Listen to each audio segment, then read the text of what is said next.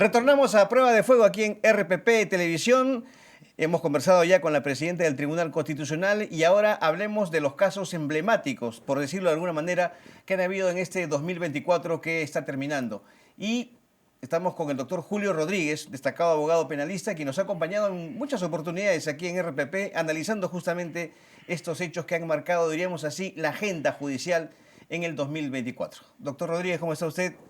Gusto de tenerlo aquí nuevamente en RPP. Un placer para mí, Carlitos. Es un honor conversar contigo y hacer un resumen de lo más importante en el ámbito judicial que ha sucedido en este 2024. Bien, a ver, casos emblemáticos creo que van creciendo en número, ¿cierto? Pero hablemos en primer término de Nicanor Boluarte, ¿no? El hermano de la presidenta de la República, quien tiene, sí, una sentencia de prisión preventiva de 36 meses. Él no se ha puesto a disposición de la justicia, pero haciendo un análisis del caso, doctor, ¿usted considera que las evidencias sobre la presunta participación de Nicanor Boluarte en este tema de los huayquis en la sombra son fuertes, son sólidas? A ver, es un caso que ha generado seguramente mucho interés porque se trata del hermano de la presidenta de la República en ejercicio el día de hoy. Y el caso definitivamente ha sido extremadamente publicitado y ha sido conocido, las audiencias se ha hecho pública.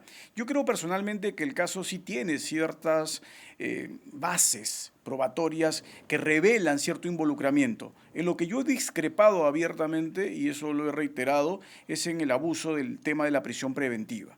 En virtud, además, que este caso se sustenta sobre la base de las delaciones premiadas, que también en alguna medida pues pueden ser bastante cuestionables porque tiene cierta ligazón en el involucramiento que se le hace al ex abogado de la presidenta, el doctor Mateo Castañeda, y a las delaciones que habrían dado personajes involucrados en la trama, ¿no? Que se acaba asociando a otro caso emblemático que es al de Andrés Hurtado. Pero entonces usted considera que, a ver, la prisión preventiva a Nicanor Boluarte no se justifica, no existen, digamos, motivaciones sólidas para una prisión preventiva. Yo creo que no se tiene, en el caso de Nicanor Boluarte, una construcción sólida respecto a la realización de actos delictivos que signifiquen, en el caso preciso de él, una suerte de necesidad de que exista una medida de tal gravedad. Es más, las audiencias de prisión preventiva fueron extremadamente largas y estuve presente en casi todas, excepto en la última, en donde pues anticipó seguramente que le iban a dar prisión preventiva y decidió pasar a la clandestinidad. Pero lo que ha sucedido en el Perú y viene sucediendo lamentablemente es que las audiencias de prisión preventiva son eternas, los involucrados se suelen presentar y se acaban poniendo, entre comillas, a buen recaudo cuando tienen sospecha de que la medida le va a ser adversa. Pero digamos, pasar a la clandestinidad él, justo el día en que iba ya a darse la resolución, no implica justamente una obstaculización a la justicia. ¿No se cumplen los preceptos establecidos para una prisión preventiva? Mire usted, Carlos, es una buena pregunta, pero ya lo ha dicho San Martín, ¿no? El vocal supremo ha sido bien claro, ¿no? La persona que decide cautelar su libertad respecto a una medida que valora como injusta no significa que existe, por lo tanto, en el caso concreto, la posibilidad de valorar ese accionar para el peligrosismo procesal respecto del cual el sujeto decide proteger, ¿no?, lo más importante que se tiene después de la vida, ¿no? Y la Suprema ya ha revocado, no una vez, sino muchas veces, decisiones respecto a prisiones preventivas otorgadas por instancias inferiores con personas que han decidido pasar a la clandestinidad. Eso no es ninguna novedad. Sucede acá y sucede en otras partes del mundo. Eso no tendría por qué ser cuestionado. Lo que yo cuestiono del caso, en esencia, no es que exista en alguna medida pues algún elemento de convicción que lo vincule al hecho, sino que esta vinculación no tiene la fortaleza suficiente como para que la medida sea tan sólida. Y si el fiscal cree que su proceso es muy sólido, debería acusar directamente en lugar de pedir prisiones preventivas. Ok. A ver, hay otro tema u otro caso que también ha concitado interés este año y es el de Martín Vizcarra, el expresidente de la República, acusado de sobornos, ¿cierto? Han salido a declarar testigos, ¿no?, investigados, hablando justamente de estas supuestas coimas que ha recibido Martín Vizcarra en sobres Manila, dirigidos a tal lugar, en este caso su departamento en San Isidro, si no me equivoco está. ¿Usted cree que la situación de Martín Vizcarra está mucho más comprometida con estos testimonios que han habido? Definitivamente. Y es, como vuelvo a repetir, esto no es para sentirse de alguna manera positivo respecto a que tengamos presidentes permanentemente involucrados en actos ilegales. Esto tiene que ser una clarinada de alerta respecto a lo que sucede en nuestra política. Pero es un caso redondo. No solo se tiene las declaraciones de una de las personas, sino se le tiene las declaraciones incluso de la persona que trabajaba con Vizcarra, que fue después ministro con él y narra de manera detallada cómo se realizan los hechos. Y son, en el caso de Vizcarra, delatores que ya han tenido una corroboración y por lo tanto no es un mero dicho. Claro, No eso es lo que señala la defensa de claro. Vizcarra, el propio expresidente, de que son dichos solamente y no hay nada que lo pruebe, que lo demuestre. Eh, Inclusive dice que en los sobres podía haber otra cosa, no sé, nunca se vio el dinero. No, eso es Pero, absurdo, eso es absurdo. No, a ver, ya el derecho penal se ha superado en la parte probatoria hace muchos años. Yo no necesito tener al asesino con la pistola humeante, ¿no? Viendo que ha disparado a la persona. ¿No? Esto se llama construcción de prueba mediante indicios. Si yo tengo una serie de indicios que me acreditan que esta persona recibió dinero, se establece que se extrajo el dinero de las cuentas, el dinero fue colocado en sobres, se reconoce haber recibido los sobres, las personas que lo han entregado refieren haber colocado dinero allí, la persona de confianza de Vizcarra señala exactamente lo mismo, hay un portero del edificio, también refiere exactamente lo mismo, la geolocalización establece la vinculación de todas estas personas en ese mismo entorno. Es decir, tenemos todos los indicios que acreditan la comisión del acto delictivo. pero, a ver, me pongo un minuto en el lugar de Martín Vizcarra, porque él dice, esto es una venganza, y aquí se han puesto todos de acuerdo para culparlo, ¿no? Y tratar de salir mejor librados de esta situación judicial. ¿Esto también es factible? O sea, que se pongan de acuerdo todos como una especie de venganza y también, por supuesto, para salvar el pellejo. Pero si tienen que salvar un pellejo es porque ha habido algo ilegal. Y si ha habido algo ilegal, tiene que haberse ejecutado con la cabeza más importante del gobierno regional. No tendría ningún sentido que personas asuman responsabilidad penal e involucramiento en hechos si esto es falso. Y además, ojo, que funcionarios públicos asuman responsabilidad, empresarios asuman responsabilidad, y no solo una empresa, dos empresas, personas que han narrado de manera muy clara y muy detallada cómo se realizaron los hechos y que entre ellos no exista contradicción.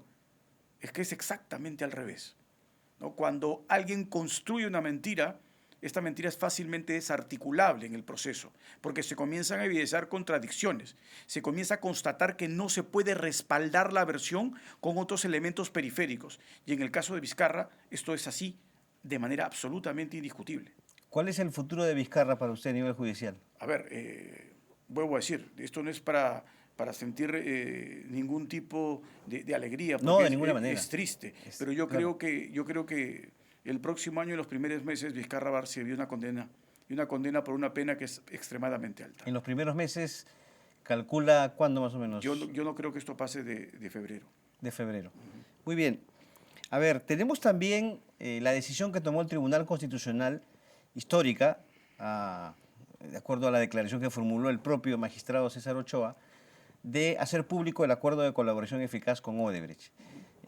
Bueno, quienes han firmado este acuerdo, entre ellos la procuradora Silvana Carrión, ha dicho que esta decisión es perjudicial en el marco de las investigaciones que hace justamente de este mega caso. ¿Cree usted que es así? No, definitivamente no. Y lo voy a decir con una valoración muy objetiva y muy fácil para poder comprenderse. Comparemos.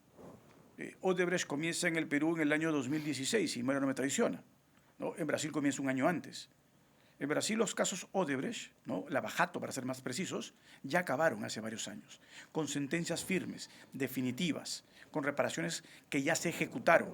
Lo mismo ha sucedido en Ecuador, lo mismo ha sucedido en Colombia, lo mismo ha sucedido en los Estados Unidos, lo mismo ha sucedido en República Dominicana. El único país que sigue arrastrando lavajato somos nosotros.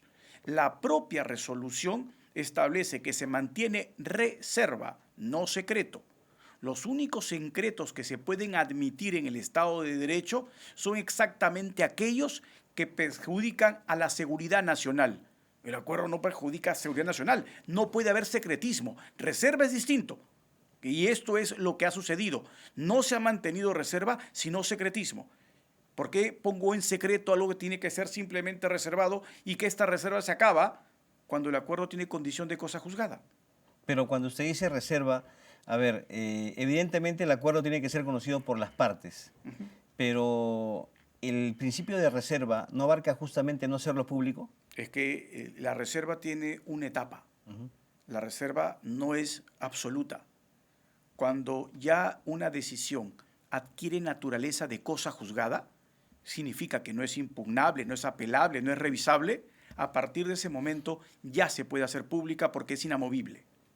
Y eso lo dice claramente la ley. Entonces ese acuerdo, y el mismo acuerdo lo dice, la homologación que hace el juez dice claramente que se tiene que poner en conocimiento ya el acuerdo. Y acá se hizo exactamente lo contrario. Se guardó secretismo.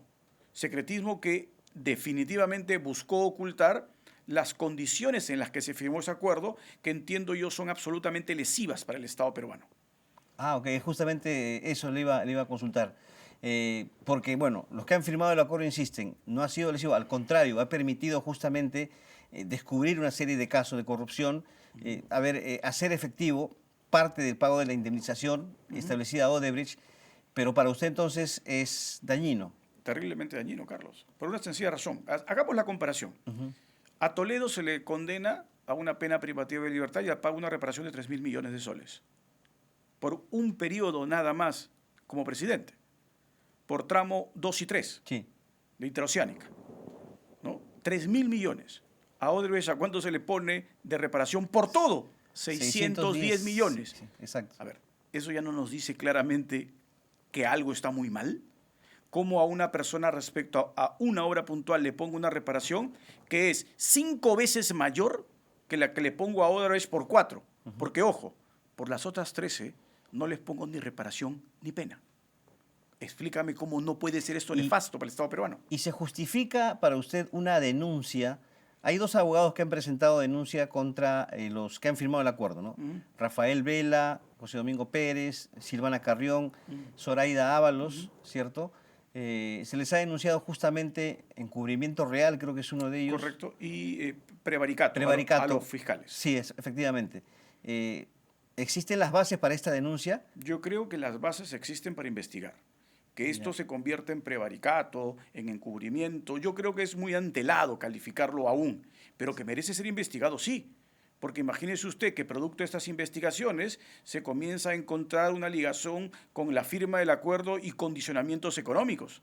No estamos hablando simplemente de prevaricato, estamos hablando de corrupción específica. Pero eso tiene que investigarse, más allá de las calificaciones que se le pueda hacer el día de hoy.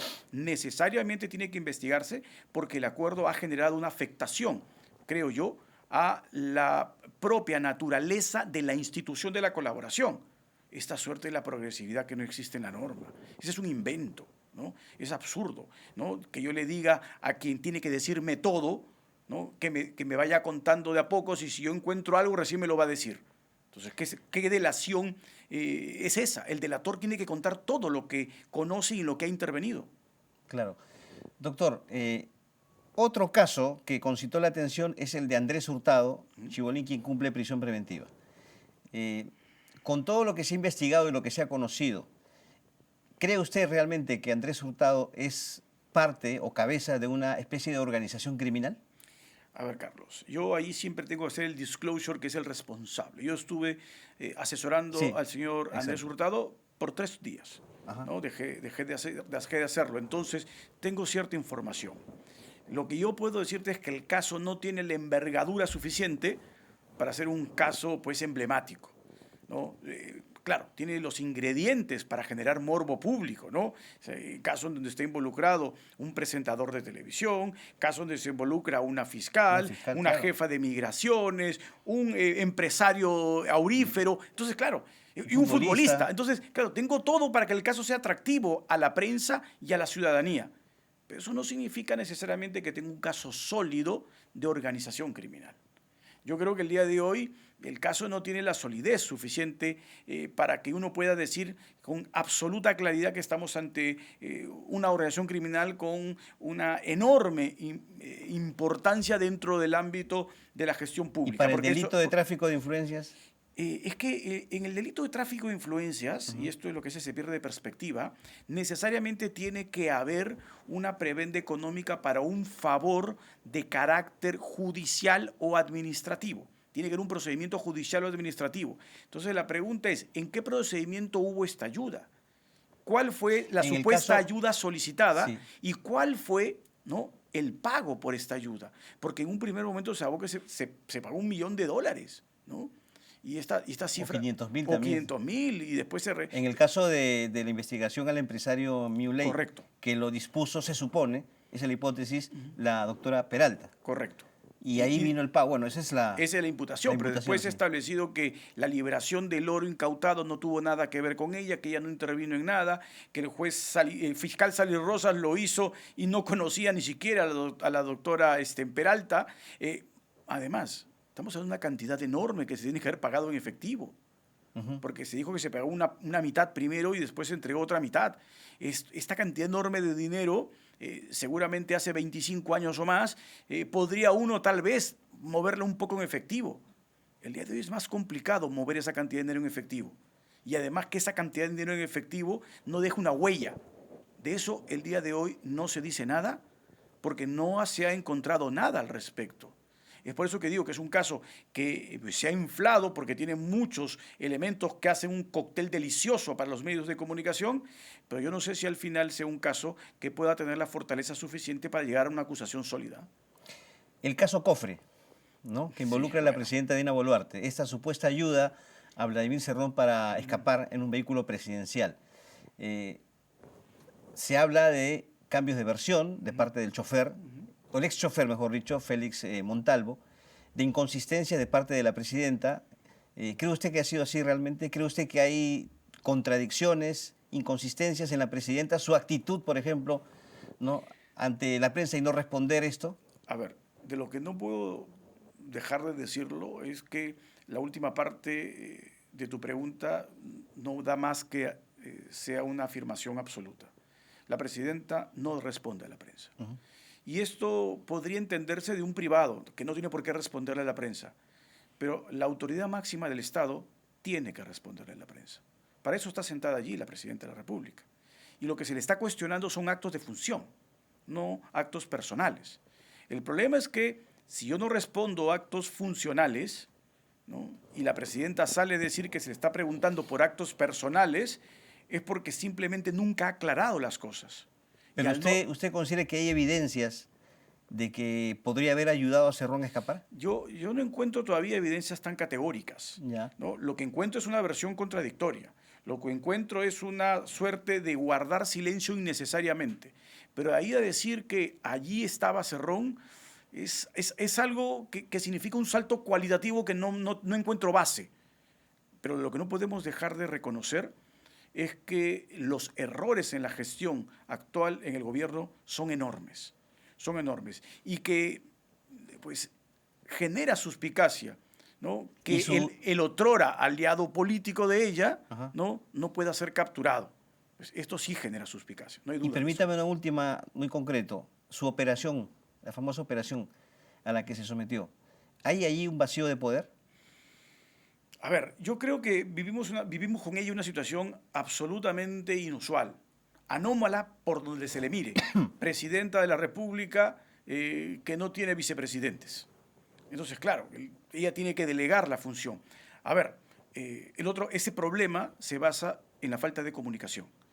No sé si ha habido vacío de poder si es que no se ha dejado en ningún momento de administrar la gestión pública de esta suerte de alto dignatario que tiene en condición Dina Boluarte. Yo creo que sí lo ha hecho. Y eso no significa que yo tengo que ser, y ese es un error, yo no tengo que ser 24/7 funcionario público. Entonces, una operación también de esa naturaleza no es una operación que alguien lo mande pues a reposo absoluto durante varios días. Una rinoplastía, como se sabe el día de hoy, es una operación ambulante. La persona puede estar en reposo pues un par de horas y ya está. Entonces, tampoco exageremos.